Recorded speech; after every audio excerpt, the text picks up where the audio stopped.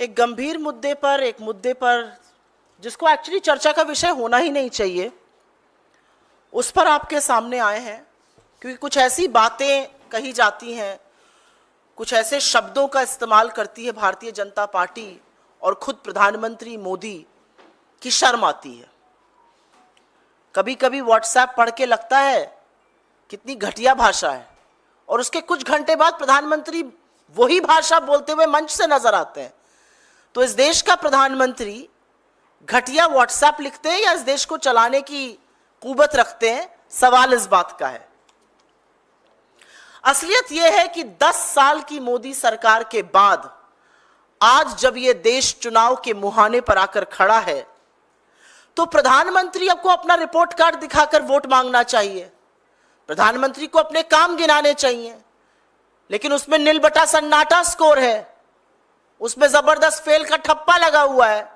तो प्रधानमंत्री मोदी इधर उधर की बात करके मन बहला रहे हैं लोगों का, और जब कुछ नहीं बचता है मोदी जी के पास, तो वही घिसी पिटी हिंदू मुसलमान की स्क्रिप्ट पर आकर गिर जाते हैं। 10 साल के बाद बजाय अपना काम गिनाने के, 10 साल के बाद बजाय अपना रिपोर्ट कार्ड दिखाने के, नरेंद्र मोदी आज भी हिंदू मुसलमान की बात कर रहे हैं। यह सच है कि वो घबराए हुए हैं, यह सच है कि वो बौखलाए हुए हैं, यह सच है कि बीजेपी के अपने सर्वे, आरएसएस के अपने सर्वे का फीडबैक है कि बीजेपी 180 पर अटकी हुई है और लगातार ग्राफ गिरता जा रहा है। यह भी सच है कि हमारी चाहे भारत जोड़ो यात्रा रही हो या भारत जोड़ो न्याय यात्रा रही, या जो हमारा घोषणा पत्र न्याय पत्र के नाम से आया, उसमें पूरी तरह से साफ हो गया है कि प्राथमिकताएं क्या हैं। हमारे घोषणा पत्र की चर्चा आप जैसे मीडिया के प्रबुद्ध साथियों ने की, विशेषज्ञों और जानकारों ने की, और विरोधियों को भी यह कहना पड़ रहा है कि एक बड़े व्यापक दृष्टिकोण का खाका है, यह एक ब्लूप्रिंट है भारत के भविष्य के लिए, और 10 साल में जो भी समस्याएं इस देश के लोगों पर लादी गई हैं, उन सबका कहीं समाधान भी है और क्रमबद्ध तरीके से समाधान है। और यह भी सच है, जैसा कि हमारे नेता राहुल जी ने कहा, कि यह घोषणा पत्र कुछ 2 विशेषज्ञों ने बैठकर पूंजीपतियों की सूची लेकर नहीं बनाया है। यह घोषणा पत्र भारत की आवाज है, इस देश की आवाज है। यह घोषणा पत्र उन लाखों करोड़ों लोगों की अपेक्षाओं पे, उनकी आकांक्षाओं पे, उनकी आशंकाओं और उनकी चुनौतियों के बेसिस पर बना है, जो भारत जोड़ो यात्रा और भारत जोड़ो न्याय यात्रा में कांग्रेस से, कांग्रेस के शीर्ष नेतृत्व से, हमारे लीडर से, हमारे अध्यक्ष से लगातार मिलते रहते हैं। और इसीलिए प्रधानमंत्री घबरा गए। चर्चा शुरू हुई, प्रधानमंत्री को लगा अरे भैया क्या किया जाए। मेरा अपना मानना, और मैं दावे के साथ यह कह सकती हूं कि उनका एक चरण चुंबक उनके पास गया होगा और कहा होगा, मोदी जी कांग्रेस का मैनिफेस्टो तो बड़ा अच्छा है, सब लोग बड़ी बातें कर रहे हैं, कह रहे हैं बड़ा व्यापक दृष्टिकोण है, एक पूरा खाका तैयार कर दिया है भविष्य के भारत के लिए, आपको यह सब करना चाहिए था 10 सालों में। तो मोदी जी ने उससे यह नहीं कहा हाँ सही कह रहे हो, मोदी जी ने उससे कहा अरे चेले घबरा मत, अभी देख मैं अपनी अगली इलेक्शन रैली में क्या करता हूं, मुद्दे से ही भटका दूंगा। और ऐसा घटिया और शर्मनाक बयान नरेंद्र मोदी देते हैं, कहते हैं हमारे घोषणा पत्र पर मुस्लिम लीग की छाप है। असलियत यह है कि ये वो दिल में जो इतना अथाह प्रेम, इतना प्रगाढ़ प्रेम है मुस्लिम लीग के लिए नरेंद्र मोदी और भारतीय जनता पार्टी के नेताओं का, जो रह रह कर छलक जाता है। वो गागर इतनी भरी है प्रेम से कि वो समझती नहीं है, वो रह रह कर छलक जाती है। यह असलियत है। उनके मुस्लिम लीग की प्रेम की बात अभी मैं थोड़ी देर में करूंगी, लेकिन हमारे घोषणा पत्र पर किसकी छाप है, इसकी चर्चा पहले करना चाहती हूं। जैसा कि मैंने आपको पहले भी बताया कि हमारा घोषणा पत्र 5 न्याय के स्तंभों पर आधारित है। वो युवा न्याय है, नारी न्याय है, किसान न्याय है, श्रमिक न्याय है, हिस्सेदारी न्याय है। इसके अलावा हमने राज्यों की समस्याओं पर, सुरक्षा की समस्याओं पर तमाम बातें और बड़े व्यापक दृष्टिकोण से वो बातें दी हैं। यह भी सच है कि हमारा घोषणा पत्र लोगों की आवाज पर बना है, इसमें लोगों की अपेक्षाओं का प्रतिबिंब है। तो बताती हूं आपको इस पर किसकी छाप है। इस पर छाप है उन करोड़ों लोगों की जो भारत जोड़ो यात्रा और भारत जोड़ो न्याय यात्रा में हमारी तरफ एक उम्मीद की नजर से देखते हैं। इस पर छाप है देश के युवाओं की, इस पर छाप है देश की नारियों की, इस पर छाप है देश के किसानों की, इस पर छाप है देश के श्रमिकों की, इस पर छाप है देश के उन लोगों की जो हाशिए पर है और उनकी भागीदारी और हिस्सेदारी हम सुनिश्चित करेंगे। इस पर अमिट छाप है उन लोगों की जिन्होंने 10 साल से सिर्फ जुमले झेले। इस पर उन लोगों की छाप है जो गरीब से और गरीब हो गए। इस पर उन लोगों की छाप है जिन्होंने कोरोना काल में अपनों को तड़प तड़प के दम तोड़ते देखा। इस पर छाप है उन श्रमिकों की जो चिलचिलाती धूप में सड़कों पे नंगे पैर फोपले और छाले लिए पैदल चलने को मजबूर थे। इस पर छाप है देश के उन लोगों की जिनके हक मार के धन्ना सेठों की तिजोरियां भरी गई। इस पर छाप है उन लघु मध्यम उद्योगों की जिन पर ताले पड़ गए इस सरकार की मनमानी नीतियों से। इस पर छाप है उन 700 किसानों की जो हक मांगते हुए शहीद हो गए। इस पर छाप है उन किसानों की जो हक मांगकर जब लौट रहे थे तो उनको गाजर मूली की तरह रौंद दिया गया। इस पर छाप है उन युवाओं की जो जी तोड़ मेहनत करते हैं, हर संभव प्रयास करते हैं और जब इम्तिहान देते हैं पेपर लीक हो जाता है तो वो हताश हो जाते हैं। इस पर उनकी छाप है। इस पर छाप है सरहद पर तैनात उस सैनिक की जो जाड़ा गर्मी बरसात नहीं देखता और इस सरहद की रक्षा करता है। इस पर छाप है गलवान के उन शहीदों की जिनके प्रति श्रद्धा तो छोड़िए, आरोपियों को क्लीन चिट देने का काम इस देश के प्रधानमंत्री ने किया। इस पर छाप है उन सैनिकों की जिनके शौर्य और पराक्रम के बल पर यह देश सुरक्षित है, हम और आप सुरक्षित हैं, लेकिन जिनके शौर्य और पराक्रम और मनोबल को तोड़ने का काम नरेंद्र मोदी की क्लीन चिट और उनके विदेश मंत्री के ऊल जलूल बयान करते हैं। इस पर छाप है कश्मीर की, इस पर छाप है मणिपुर के लोगों की, इस पर छाप है लद्दाख की आंदोलित जनता की। इस पर छाप है उन सब बड़े सरकारी संस्थानों की जिसकी नींव पर यह देश खड़ा हुआ है और जिसको लगातार बेचने का काम नरेंद्र मोदी कर रहे हैं। इस पर छाप है देश की जनता की, इस पर छाप है हौसले की, इस पर छाप है आशा और उम्मीद की। लेकिन क्यों मोदी जी ने ऐसा कहा? कभी आपने सोचा है? कुछ और कह सकते थे कि यह गलत है, यह नहीं संभव है, यह नहीं होगा, कुछ भी कह सकते थे। यह क्यों कहा? क्योंकि यही दिल का प्रेम है। इश्क और मुश्क छुपाए नहीं छुपते हैं और मोदी जी के पुरखों का मुस्लिम लीग से ऐसा इश्क है जो छुपता नहीं है। आपको याद होगा 1942 में जब महात्मा के आह्वान पर मौलाना आजाद कांग्रेस के अध्यक्ष थे, सारा देश सड़कों पर था, करो या मरो का नारा था, भारत छोड़ो आंदोलन चल रहा था और ऐसे में श्यामा प्रसाद मुखर्जी बंगाल में, मोदी जी के पुरखे सिंध में, मोदी जी के पुरखे नॉर्थ वेस्ट फ्रंटियर प्रोविंस में मुस्लिम लीग के साथ मिलकर सिर्फ सरकार ही नहीं चला रहे थे, अंग्रेजों को चिट्ठियां लिखकर यह भी सलाह और मशवरा दे रहे थे कि इस आंदोलन का कैसे दमन किया जाए। ये ना हमारे सगे हैं, ना आपके सगे हैं, ना भारत मां के सगे हैं, ये हमेशा से सगे विभाजनकारी लोगों के हैं, विभाजनकारी पार्टियों के हैं, चाहे वो मुस्लिम लीग हो या फिर अंग्रेज हो। और असलियत यह भी है कि जब से हमारा मैनिफेस्टो जारी हुआ है बीजेपी में खलबली मची हुई है।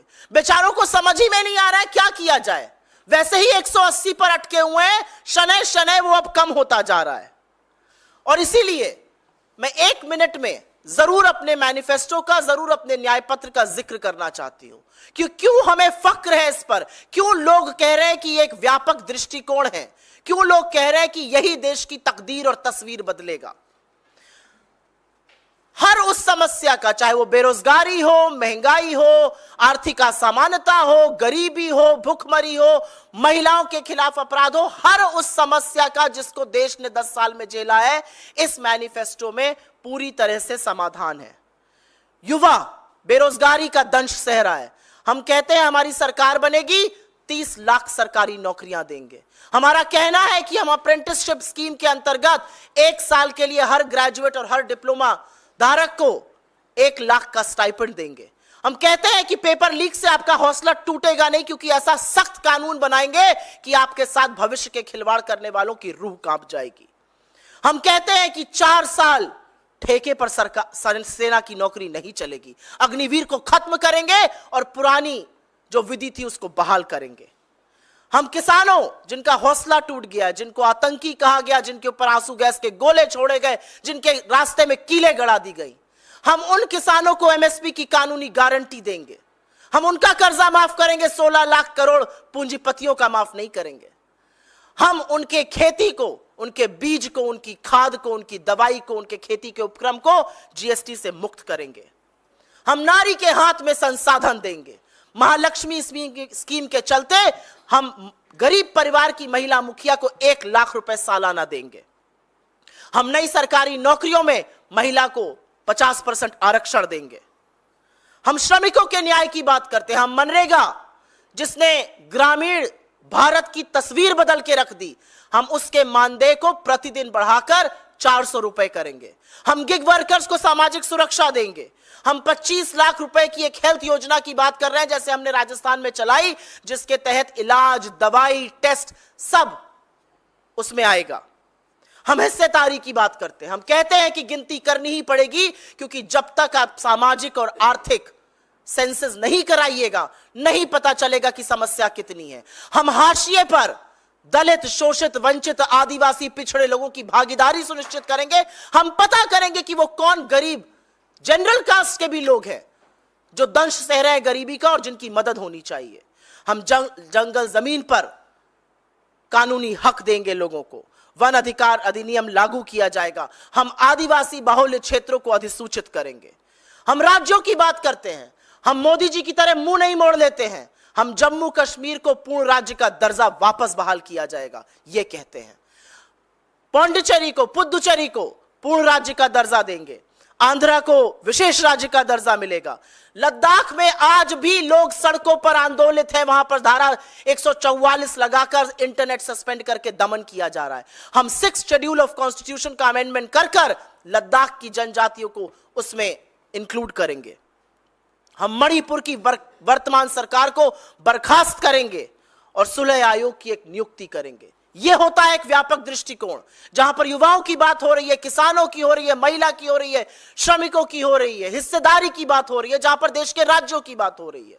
और यह कांग्रेस का वादा है और जनता जानती है।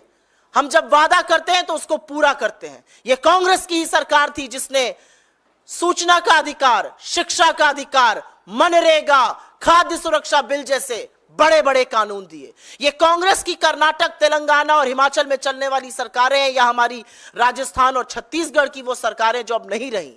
हमने जो कहा वो पूरा किया, चाहे वो गृह ज्योति हो, गृह लक्ष्मी हो, रायतू भरोसा हो, तमाम ऐसी चीजें। तो लोगों को भरोसा है कि कांग्रेस जो वादा करती है उसको निभाती है, क्योंकि ये कांग्रेस की गारंटी है, ये किसी का जुमला नहीं। I will very briefly make a statement in English on the absolutely deplorable and declassé language that the Prime Minister of this country chooses to use against India's opposition. I'm not surprised at all that after 10 years of being in government, the Prime Minister does not have one, and I'm insisting on the word, not one achievement that he can seek votes for. He does not have a report card where he can show to the people and seek vote in its favors. His report card says failure. He has failed this country on every front. And I'm not surprised at all that he has resorted to the old script, the old narrative of division of Hindus and Muslims. How dare, absolutely how dare he call our manifesto with an imprint of the Muslim League? But that actually shows his deep love, his deep affection, his deep affiliation for the Muslim League, and that's not new. It's historic, and we'll just talk about it. But I do want to spend a minute talking about our manifesto and whose imprint there really is. Our manifesto is being widely discussed. Experts, economists, people at large sections of media, including some of our opponents, are of the view that this is the blueprint for the future that India needs. This is the solution that India needs to the problems that have arisen in the last 10 years. Problems of unemployment, problems of othering, problems of poverty, problems of high prices, problems of crime against women. This manifesto was not prepared in a room on the recommendations of two crony capitalists. This manifesto was prepared on the basis of aspirations, feedback, challenges that the people of this country voiced. The crores of people who met us during the Bharat Jodo Yatra, the Bharat Jodo Nyaya Yatra, wide consultations that we had across states of this country. It's a reflection, it is the voice of India. And I will take a minute to just talk about the imprint that one sees on our manifesto. Our manifesto is largely built on 5 pillars, and those pillars are pillars of justice as far as the youth is concerned: Yuva Nyay, Kisan Nyay, Nari Nyay, Shramik Nyay, and Bhagidari Nyay. But I do want to talk to you about whose imprint there really is. There is an indelible imprint of the youth of this country in our manifesto. There's an imprint of women. There is an imprint of workers. There's an imprint of the farmer. There is an imprint of people who find themselves at the absolute margins of our society, and we will ensure their greater representation. It has the innumerable people being represented in our manifesto. It has the imprint of those who have become poorer. It has the imprint of those who have only heard jumlas in the last 10 years. It has the imprint of those who lost their loved ones in Corona. It has the imprint of the workers, of the laborers who were forced to walk home in the scorching heat. It has the imprint of small and medium enterprises who were forced to shut down because of Modi's misgovernance. It has the imprint of the rights of people that were denied, and instead coffers of the rich that were filled. It has the imprint of our daughters who, when they were sexually exploited, the government chose not to protect them and instead gave patronage to the perpetrators of their crime. It has the imprint of 700 farmers who made the supreme sacrifice while demanding the MSP. It has the imprint of farmers who were trampled over by a BJP leader's son. It has the imprint of the youth whose paper gets leaked, they get disheartened, and they don't know what to do. It has the imprint of our brave hearts protecting our country at our borders. It has the imprint of the 20 brave hearts in Galwan who made the supreme sacrifice, and the Prime Minister gave a clean chit to China by saying, nobody has entered our territory. It has the imprint of the supreme bravery and courage of our armed forces, who are constantly denied their place, their position, and their power by the kind of statements that India's Minister for External Affairs and the Prime Minister make. It has this imprint of Kashmir. It has the imprint of the people of Manipur. It has the imprint of the people of Ladakh. And last but not the least, it has the imprint of those government institutions on the foundation of which our country has been built. Institutions that have been consistently sold by Narendra Modi. But let me quickly remind you of this deep love and affection that Mr. Modi has for the Muslim League. It's not newly acquired. Ye naya mohabbat nahi hai, ye purani mohabbat hai. And this love emanates from the ideological ancestors of the BJP. If you remember in 1942, when India was on the roads, when India was pushing the British away during the Quit India movement, and do or die was the mandate that we lived by, Shyama Prasad Mukherjee was running a government in Bengal, and his like-minded people were running governments in Sindh and in Northwest province with the Muslim League. And they were also giving written suggestions to the British on how to curb this movement. The reality is that our manifesto is an answer to problems that people in this country face today. People in this country face problems of unemployment. This talks about 30 lakh government jobs. This talks about an apprenticeship program under which a graduate or a diploma holder can get an apprenticeship of 1 lakh for a year. It talks about a stringent law against paper leak. It talks about scrapping of the Agniveer and resorting back to how recruitments were done for our armed forces. It talks about legal MSP for farmers. It talks about waiver of farmer loans. It talks about exemption of seeds, fertilizers, and agricultural equipments from the GST.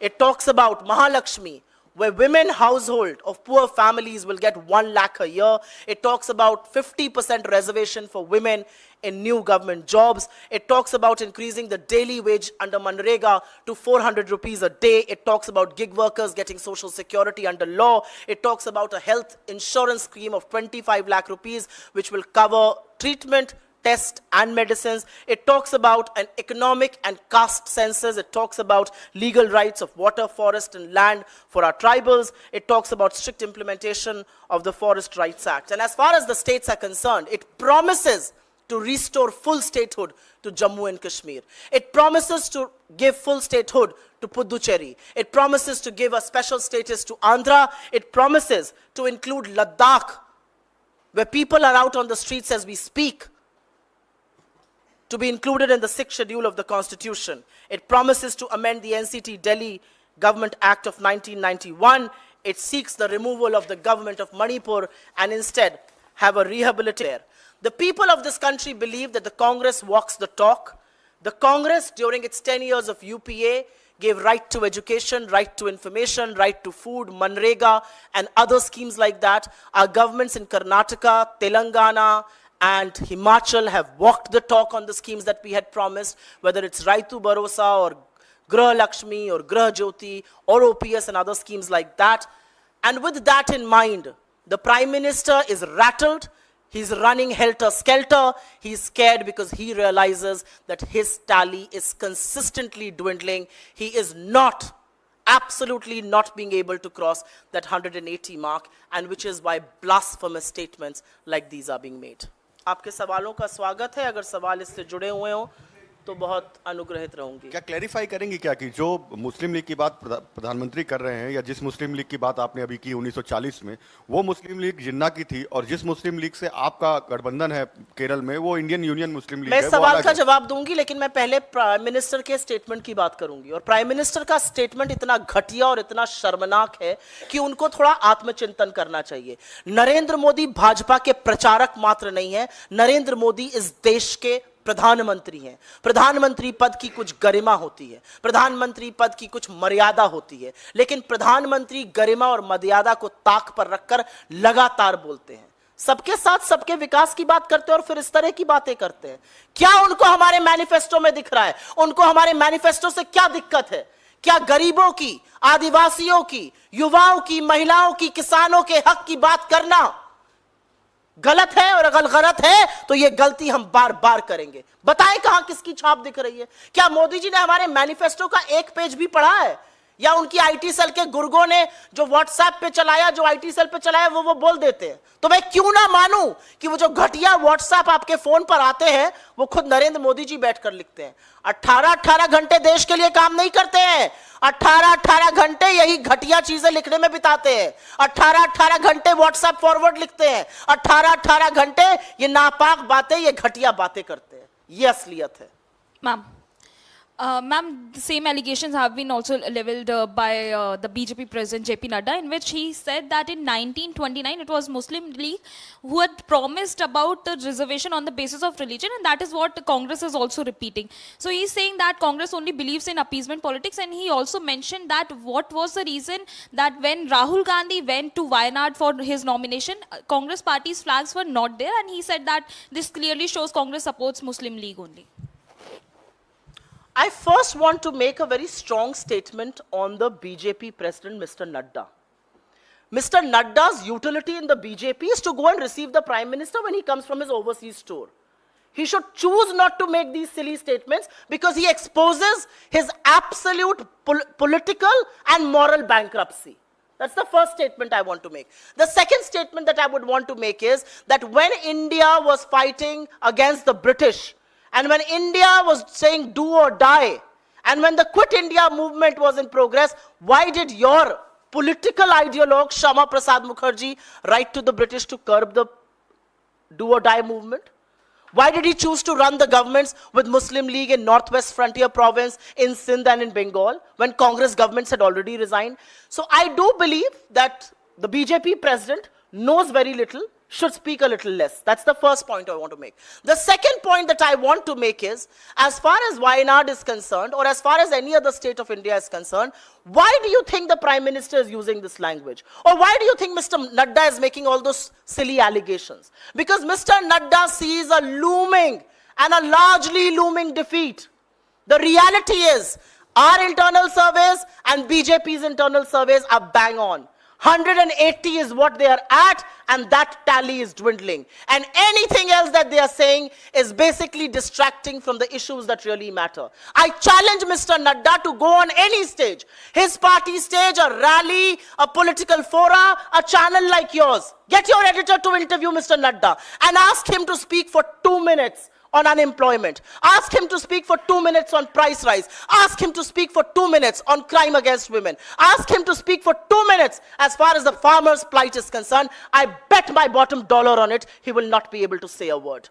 And that is the reality of the last 10 years.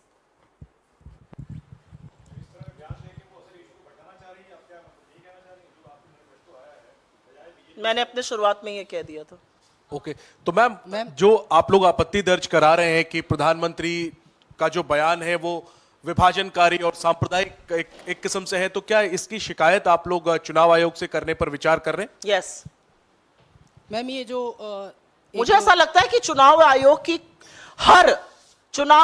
के हर नियम, हर कानून को ताक पर रखकर नरेंद्र मोदी इस बार प्रचार कर रहे हैं. उनके मंत्री इस बार वक्तव्य दे रहे हैं, चाहे वो सेना के इस्तेमाल की बात हो, चाहे मोदी जी अलग अलग वेशभूषा में दिख रहे हो.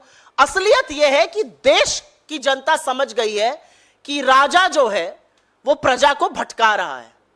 ये प्रजातंत्र है, हम जनता हैं, हम वोट देकर अपनी सरकार चुनते हैं. हमें भेड़ बकरी समझने की गलती मत कीजिए. और हर उस नियम का जो उल्लंघन हो रहा है, हम लगातार चुनाव आयोग के पास जा रहे हैं. इस पर भी जाएंगे, अन्य चीजों पर भी जाएंगे. और हमारी अपेक्षा और आशा और विश्वास है कि एक निष्पक्ष संस्था चुनाव आयोग, जिसके ऊपर दारोमदार है, जिसके ऊपर जिम्मेदारी है इस देश में निष्पक्ष फ्री एंड फेयर इलेक्शन कराने की, वो जरूर इन बातों को संज्ञान में लेगी और इस पर एक्शन लेगी. ईडब्ल्यूएस पे आप लोगों ने जो बात की अपने घोषणा पत्र में, ये कहा गया कि जो 10% है उसको हम थोड़ा स्ट्रेच करके बाकी लोगों को देंगे. तो जो नहीं, हमने ये नहीं कहा कि हम स्ट्रेच करके ऐसी भाषा. ये कहा गया है कि 10% आरक्षण को बिना किसी भेदभाव के सभी जाति और समुदाय के लोगों को लागू करेंगे. नहीं, तो जब हम, अब आपका सवाल हो गया हो तो मैं जवाब थोड़ा सा पूछ लूं. जी बिल्कुल पूछिए. अभी जो सवर्ण के लोग हैं, बीजेपी ने उनको जो 10% दिया, आर्थिक रूप से कमजोर हैं, तो कहीं ना कहीं रिजर्वेशन तो वो भी डिजर्व करते हैं. तो अब इससे ऐसा मैसेज नहीं जा रहा कि कांग्रेस ने मतलब कांग्रेस हमको 10% मिला उसको भी छीन के और हमारे पास से ले जाना चाहती है? आप मुझे समझदार पत्रकार लगते हैं. सोशियो इकोनॉमिक सेंसस का क्या मतलब होता है, सामाजिक और आर्थिक सेंसस का क्या मतलब है? उसमें सिर्फ आदिवासी, दलित या पिछड़ों का आंकड़ा नहीं आएगा. उसमें मैंने अपने वक्तव्य में भी बोला था, शायद आप देर से आए या आपने नहीं सुन पाया, कि गरीब जनरल कास्ट के भी जो समाज के हाशिए पर आज हैं, जिनको कुछ ना कुछ सहायता मिलनी चाहिए, जिनको रिजर्वेशन थोड़ा बहुत मिलना चाहिए, हम बिल्कुल उनके हक की बात करते हैं.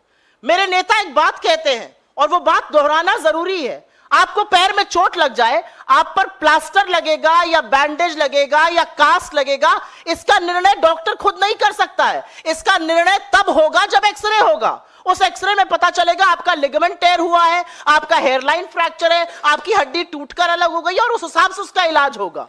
तो एक्सरे जो है वही है सोशियो इकोनॉमिक कास्ट सेंसस. सामाजिक और आर्थिक कास्ट सेंसस जब तक नहीं होगा, नहीं पता चलेगा कि किसको आरक्षण मिलना चाहिए, किसको कौन सी सुविधा मिलनी चाहिए. इसमें बिल्कुल जनरल कास्ट के वो गरीब लोग भी इन्वॉल्व हैं जिनको आरक्षण मिलना चाहिए. हम उसकी बिल्कुल पैरवी करते हैं. आपकी ये बात, मुझे ऐसा लगता है शायद आप लेट आए, आपने मेरा वक्तव्य नहीं सुना, उसका नतीजा है.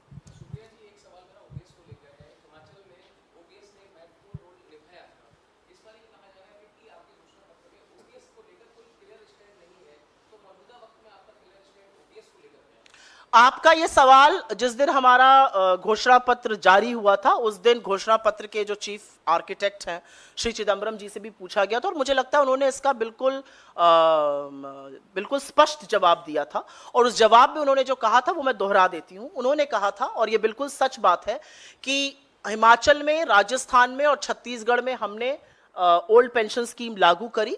देश इसके पक्ष में है और हम इसको आगे भी लागू करने के पक्ष में हैं। लेकिन सरकार ने समय रहते हुए इससे एक सीख ली। उन्होंने एक कमेटी का गठन किया जो ओपीएस और एनपीएस के प्रोज एंड कॉन्स को देखकर एक सॉल्यूशन निकाल रही है। तो जब सॉल्यूशन आ रहा है तो हम उसके बारे में मुझे ऐसा लगता है कि हमारे काम से वो सॉल्यूशन आ रहा है, तो सॉल्यूशन का इंतजार करते हैं, इसलिए हमने इस पर टिप्पणी नहीं की। अभी दूसरा पूछ ले फिर आपके पास। मैम, आपके पुराने सहयोगी हैं जो बीजेपी जा चुके हैं। अभी रुक जाइए, अगर इस पर किसी को सवाल है प्रधानमंत्री जी के घटिया बयान पे। मैनिफेस्टो को लेकर है, उन्होंने आज एक बयान जारी किया है। उन्होंने कहा है कि कांग्रेस पार्टी का जो मैनिफेस्टो है वो सिर्फ एक ही इंसान लिखता है और वो इंसान जो है वो आज तक सिर्फ एक पीए रह चुका है और वही इंसान जो है कांग्रेस का मैनिफेस्टो बनाता है। और कहीं ना कहीं तंज जो है वो कांग्रेस पार्टी पे और पी चिदम्बरम पे जो है किया गया है। उस पे आपका स्टेटमेंट क्या है, क्लैरिफिकेशन क्या है? पी चिदम्बरम किसके पीए रहे हैं मुझे तो नहीं पता। 6-7 बार के चुने हुए सांसद हैं, इतना मैं जानती हूँ। कहा कि मैनिफेस्टो पी चिदम्बरम ने बनाया क्योंकि उनकी कमेटी में बना हुआ है। गौरव वल्लभ ने ये बोला है कि एक पीए जो है वो मुझे ऐसा लगता है कि वो कायर लोग जो जंग के समय मैदान छोड़ के भाग खड़े होते हैं, वो विशुद्ध अवसरवादी लोग, उन पर मैं इस मंच पर से टिप्पणी नहीं करूंगी, लेकिन उनको आईना दिखाना जरूरी है और वो आईना मैं जरूर दिखाऊंगी। 2 महीने पहले तक जब बजट आया था तो मोदी जी की सारी बखिया वही उधेड़ रहे थे, उन्हीं को सब नजर आ रहा था। चैनल जंप कर करके अपने आप को स्टूडेंट ऑफ इकोनॉमिक्स जो घोषित करता है, वो मुझे ये बताए कि स्टूडेंट ऑफ इकोनॉमिक्स रहते हुए आपको इस देश में आर्थिक असमानता, बेरोजगारी, महंगाई नजर आ रही है कि नहीं नजर आ रही है? आपको 20% ये जनता 46 रुपए रोज पर गुजर बसर करती नजर आ रही है कि नहीं नजर आ रही है? इस तरह की बेहूदी वाहियात टिप्पणी करना उनकी असलियत बयां करता है, हमारी नहीं। और असलियत यह है कि कांग्रेस ने इस देश के हाशिए पर रह रहे लोगों को हमेशा साथ दिया है। और मैं जरूर यहां पर, क्योंकि बड़ी धर्म की भी बात करने लगे हैं वो, उस पर मैं जरूर बोलना चाहती हूं। साच बराबर ताप नहीं, झूठ बराबर पाप, जाके हृदय साच है ताके हृदय आप। यह है असलियत। झूठ बोलने वाले कभी भगवान के साथ नहीं खड़े हो सकते, वो विशुद्ध झूठे होते हैं, वो विशुद्ध अवसरवादी होते हैं, वो पहला मौका मिलने में बिलबिला के बाहर चले जाते हैं। ये असलियत है। और जो लोग ऐसा करते हैं उनको समाज किस दृष्टि से देखता है ये मुझसे बेहतर आप जानते हैं, मेरे मुंह से ज्यादा ना बुलवाइए। और असलियत एक ये है कि आज जो कहीं और जाकर कांग्रेस पार्टी को सनातन का पाठ पढ़ा रहे हैं, उन्हें मुझे सिर्फ 2 टूक बात यह कहनी है, भगवान के लिए भगवान का नाम झूठ मत लो। किसने आपको मना किया सनातन पर बोलने से? किसने आपको मना किया सनातन के खिलाफ बयान देने से? मैं पूछना चाहती हूं। मैं उत्तर प्रदेश कांग्रेस कमेटी के साथ, मैं सीडब्ल्यूसी की मेंबर हूं, मैं गई राम मंदिर, मुझे तो किसी ने कुछ नहीं कहा। और एक ये सच है, मैं यूजुअली पर्सनल बातें करती नहीं हूं, यह सच है कि भगवान शिव के बारे में जितना मैंने राहुल जी से सीखा है उतना किसी और से नहीं सीखा है। यह भी एक सच है कि उत्तर प्रदेश में चुनाव प्रचार करते हुए जब मैंने प्रियंका जी को निर्जल व्रत रखते हुए देखा और मैंने पूछा आप ये क्यों करती हैं, क्या है, उन्होंने बताया वो 8 साल की उम्र से नवरात्र का व्रत करती है। हमें चाहिए आंसर सर्टिफिकेट सनातन पर। क्या है सनातन? सनातन यह है कि बिलबिला के भाग जाओ और फिर अनर्गल झूठ बोलने लगो। शर्म आनी चाहिए ऐसे लोगों को। दूसरों पर टीका टिप्पणी करना, आपकी क्या हैसियत है, मैं ये जानना चाहती हूं। आपको पार्टी ने 2-2 राज्यों से चुनाव लड़ाया, लाखों करोड़ों कार्यकर्ता होते हैं, एड़ियां घिसते रहते हैं, नहीं मिलता है टिकट। आपको 2-2 जगह से चुनाव लड़ाया और आप इस तरह की अनर्गल बातें करेंगे? As a student of economics थोड़ा आत्मचिंतन करिए और देखिए देश 10 साल में किस कगार पे पहुंच गया है, जो खुद आप भी कहते थे। मैं मणिपुर पे पूछ लूं? जी हाँ, पूछिए। मैं मणिपुर में पहले दूसरे चरण में जो है चुनाव है और वहाँ के अगर मतदाताओं से अगर बात करें, वहाँ कुछ लोगों ने, वहाँ के लोगों ने मीडिया से बात करते हुए कहा कि हमारे लिए चुनाव का कोई मतलब नहीं है, चुनाव का अधिकार जरूरी, लेकिन हमारे लिए पहले जीवन का अधिकार जरूरी है। आपने अपने सवाल का मुझे लगता है बहुत बड़ा खुद ही जवाब दे दिया। आज हमारे देश को नरेंद्र मोदी इस कगार पर ले आए हैं कि मणिपुर की एक लोकसभा सीट पर 2 दिन वोट पड़ेगा। कभी सुना है आपने आजाद भारत की इतिहास में ऐसा होते हुए? एक लोकसभा सीट पर 2 दिन वोट पड़ेगा, क्योंकि समुदायों को एक साथ आप खड़ा देख नहीं पाएंगे। आज मणिपुर इस कगार पर है कि तमाम जगह इंटरनेट सस्पेंडेड है। आज मणिपुर इस कगार पर है कि अभी भी सेना की और वहां की पुलिस में झड़प होती है। आज मणिपुर इस कगार पर है कि लोकतंत्र के इस महापर्व में मणिपुर के हमारे बहन और भाई कह रहे हैं इसका हमारे लिए क्या मतलब, हम जिंदगी नहीं जी पा रहे हैं, हमारा जीवित रहना दूभर है, हमारी जान पर बनाइए। और सिर्फ मणिपुर ही क्यों, लद्दाख देखिए ना आप, सारा लद्दाख सड़कों पर है, सारा लद्दाख तथ्य और साक्ष्य दिखाकर कह रहा है चीन हमारे घर में घुसा बैठा है। चरवाहे दिखा रहे हैं साक्ष्य और तथ्य, और मोदी जी के मुंह में दही जमी है, उस दही पर जीएसटी लगा है। मोदी जी के मंत्री कहते हैं चीन बड़ी इकोनॉमी है, हम छोटी इकोनॉमी है। मोदी जी के मंत्री कहते हैं क्या फर्क पड़ता है, चीन नाम बदल रहा है, मैं आपके घर का नाम बदल दूं तो आपका घर मेरा थोड़ी हो जाएगा। अरे प्रभु, यह देश की संप्रभुता की बात है, यह हमारी भूभागीय अखंडता की बात है, यह आपका घर और मेरे घर की बात नहीं है। शर्म आनी चाहिए इनके लोगों को। जी, एक संयोग ही है कि गांधी परिवार आजादी के बाद पहली बार जब वोट करने जाएगा तो कांग्रेस के सिंबल पर नहीं करेगा, उसको झाड़ू पर वोट करना पड़ेगा, और उधर केजरीवाल को कांग्रेस के सिंबल पर वोट करना पड़ेगा। तो क्या तकलीफ या कुछ? इंडिया ब्लॉक के सदस्य हैं तो तकलीफ क्यों होगी, साथ मिलकर चुनाव लड़ रहे हैं। Ma'am, your alliance partner Shiv Sena's Mumbai candidate Amol Kirtikar has been summoned by Enforcement Directorate even as campaign is underway. Are you surprised at all? He was Are earlier you surprised that anybody who is going to contest an election will be summoned by the ED, the CBI or the income tax? I am waiting for the multiple raids that are about to happen on candidates across the political spectrum in the Indian opposition. I am absolutely certain that people will be raided, ED will come, CBI will come, income tax will come. They will waste our precious time to campaign because that is, please understand, Mr. Modi alone is not the star campaigner of the BJP. The star campaigner of the BJP, more than Narendra Modi, are ED, CBI and income tax. And that is what you're seeing. Are you surprised at all? But this is exactly what people of this country understand, and this is exactly why they will be taught a lesson.